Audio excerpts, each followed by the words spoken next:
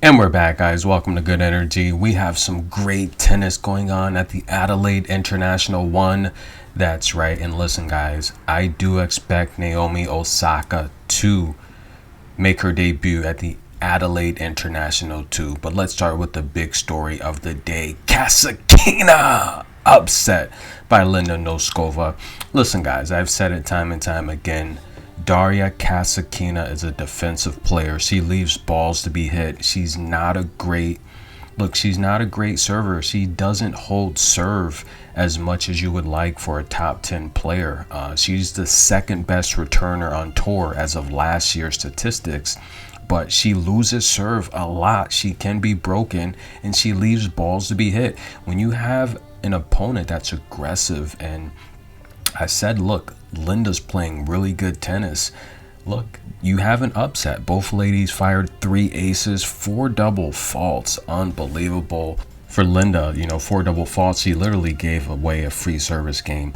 But this is what it came down to. Kasatkina only won 52% of her first serves.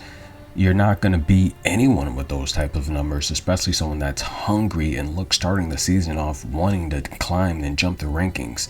Linda won 61% of her first serve. She even outperformed Daria in the second serve, 44% to Daria's 40%. That's an upset. Daria is out. Listen, guys, I've said last year, I don't think her, and look, I took a lot of heat for it. I said, I don't think her style of play is sustainable.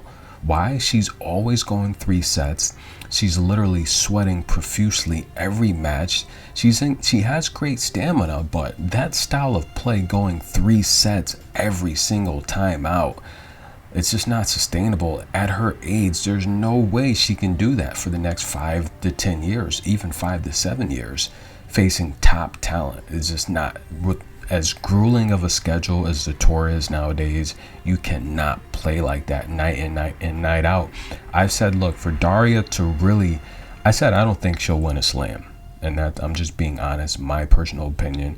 If she wants to win a slam and start going deep in these Grand Slam tournaments, I said she needs to work on her serve and her offensive attack. You cannot be a defensive player your entire career with the level of skill that these ladies have nowadays. It's every match is just going to be stressful. Daria is out. Upset alert. Now, what about Big U in big game Shelby Rogers? Listen, I told you guys, Big U will win a first set, drop a second. Lose a first set, win a second. Big U she's a rally player. She's a good defensive player, and her level dropped so much during the match that she literally, much like a Kasatkina, will go 3 sets. She's an over player. She did put up 3 aces, but a ton of double faults, ladies and gentlemen. She had 7 double faults. That is ridiculous. Literally giving away 2 service games. Shelby Rogers had 5 double faults. This match was sloppy. Both ladies winning only 60% of their first serves. And look, Shelby Rogers not off to a good start. She's gonna have to see if she can come back in one of these upcoming tournaments. Now, of course, she's going to be in the Australian Open. She doesn't have to worry about qualifying or anything like that. Literally, she's a top 10 American. But this was a tough match. Shelby Rogers has to win matches like this. Big U, the much better clay player. Shelby Rogers, in my opinion, has the better footwork, but just overall stamina, I think Big U just outplayed her for 3 sets, and she ended up on the right side of the net. She got the victory. Next up, Amanda Anisimova. Yeah, look, she's number 6 on my top 10 list of American players.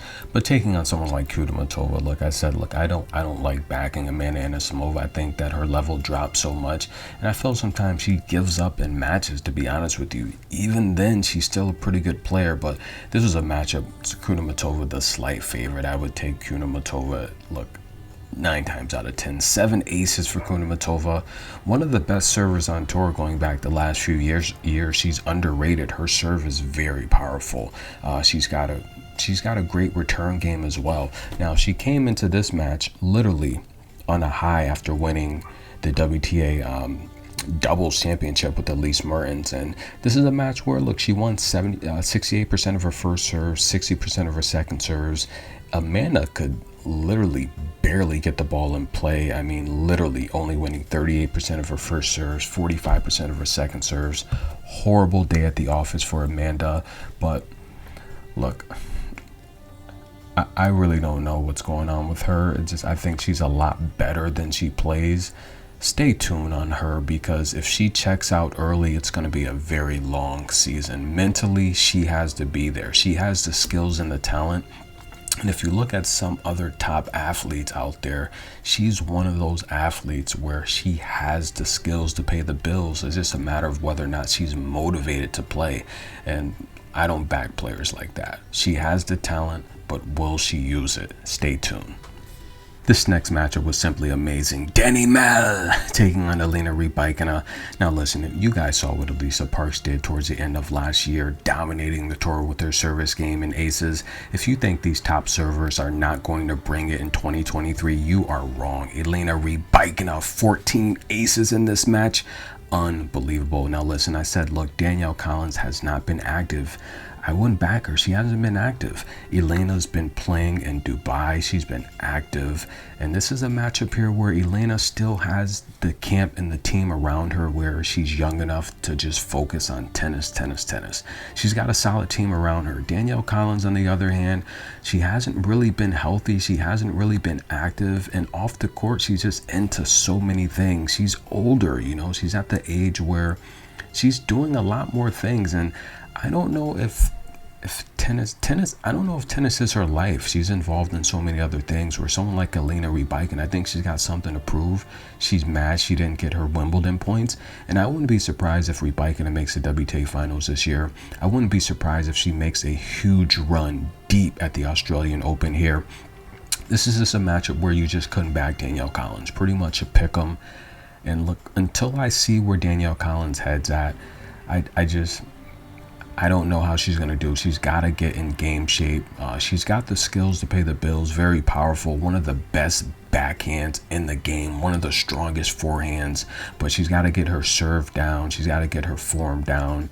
And look, this is a matchup where Elena Rybakina was definitely the lock. Easy play here. Pretty much a pick 'em. But watch out for Elena Rybakina. I think she's upset and has a point to prove. Look, I've told you guys time and time again, Marta Kostyuk comes out guns blazing. I've been saying this for so long now, and that's exactly what she did here. Why would you expect anything less? Getting 3 breaks of serve in the first set against Jamie Furless, unbelievable. I mean, Marta Kostyuk to cover the first set is almost a lock. If you guys follow the channel, I've been telling you, she comes out so fast and aggressive. But what do I always say? She slows down in the second set. That's exactly what she did here. This match went over. However, Marta got the win from the hard-hitting Ukraine. 3 aces. She won. She did pretty good with her first service points. Much better than normal. She won 66% of them. 50% of her second serves, 8 double faults though, giving away 2 service games in the second set on double faults basically. She's got to get that under control. She comes out so fast, and look, the polymetrics, the calisthenics, she does a lot of strength and conditioning, but I would like to see her work a lot more on the stamina, because the second set her level drops too much, and that's unacceptable for a high quality athlete like her, former junior #1. She's big time. But she gets to win. She advances. Another match that was popcorn worthy. One of my favorite players on tour. Listen, guys, Ludmila Samsonova. I like her, guys. I really like her. Now, during this off season, she did a lot of strength and conditioning, a lot of polymetrics. And look, I had to look. My feedback was I don't know if she needs that, but the reality here is 17 aces, unbelievable. If you think these top servers did not notice what Alicia Parks was doing, you are wrong. They have a point to prove. Look, Samsonova, literally a leader in 3 service categories last year. She has a great service game. She's consistent.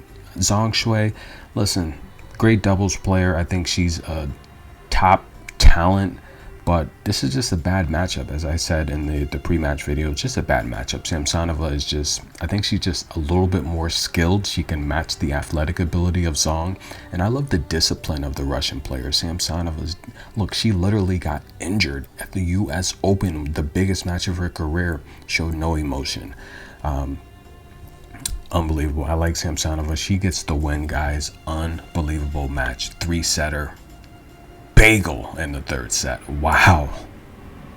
Now, guys, the second round, we have some matchups that are set, and I will cover the complete second round. If you guys followed the previous video, my device is broken. I did order parts. I will be repairing it as soon as the parts come in. Hopefully I'll have them in a couple days, so I can't really do complete breakdowns and, you know, live coverage and stuff like that. I just don't, unless I'm in the office.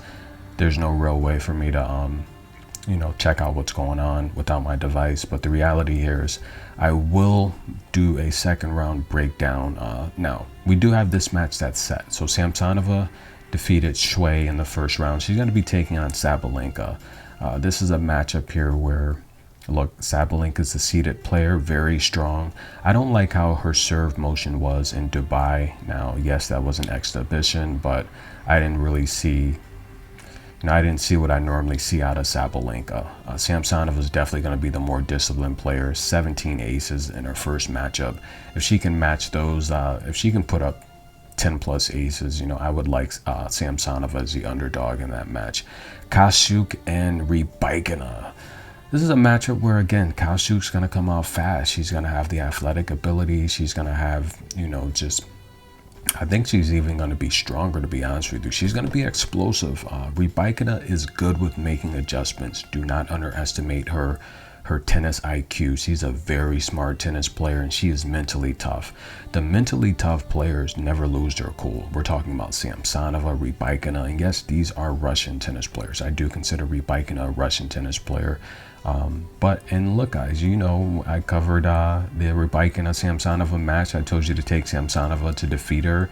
You know, sometimes you got to tuck the little ones into bed, and that's what Ludmila did. Now, listen, guys, Ludmila, whether it's Iga Swiatek, Rybakina, they know who Ludmila is. In juniors, Ludmila was really, really darn good. But the reality here is I think Marta's going to come out fast, and Rybakina is going to make adjustments like she always does. Who else we have here? Kunamatova and Bianca Andreescu. Listen, if this was 2019, I'd take Bianca to just blast Veronica off the court. Too strong, too powerful.